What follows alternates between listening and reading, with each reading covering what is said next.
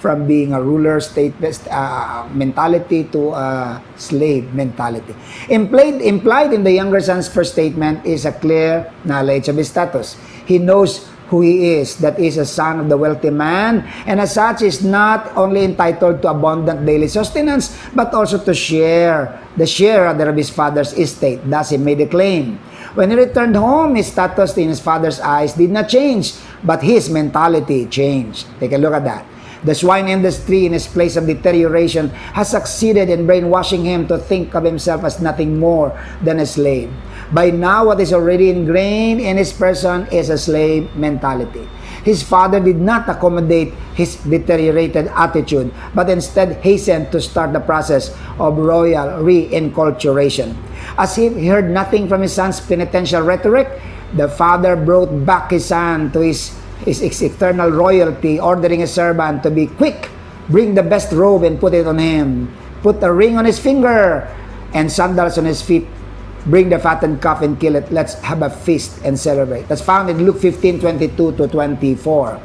The elimination of slave mentality and the restoration of royalty mentality in this younger son may take time, but the father managed to kick off a great start.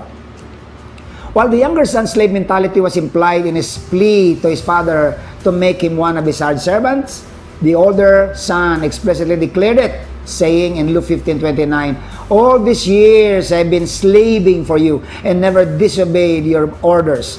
On the basis of objective assessment, it could be said that the older son's case is worse in comparison than that of the younger one.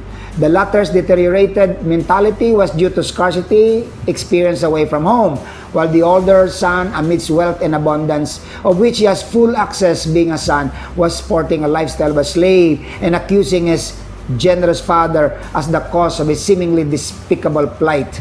This deteriorated mentality of the older son is a case of identity crisis. He did not realize who he is, causing him to conduct himself in the way of what he is not. He is the son of a wealthy, good, and generous father, and yet he lived as a slave every day of his life. He tried to earn his way to his father's heart when he does not have to, because he is already in his father's heart. He tried to earn a goat to celebrate with his friends when he has access to all of his father's resources and could have an everyday celebration with his friend. His father did not mince words in rebuking him just to bring him to his senses. His father said, "My son, you are always with me and everything I have is yours." Luke 15:31. Kingdom citizens must discard slave mentality. Being children of God the King, they have access to the resources of His kingdom. They have to learn to serve Him with gladness of heart, in love and gratitude of who He is and what He has done. Instead of servitude, kingdom citizens must serve and rule with their gifts. Service and rulership in the kingdom of God is God's original result designed for man.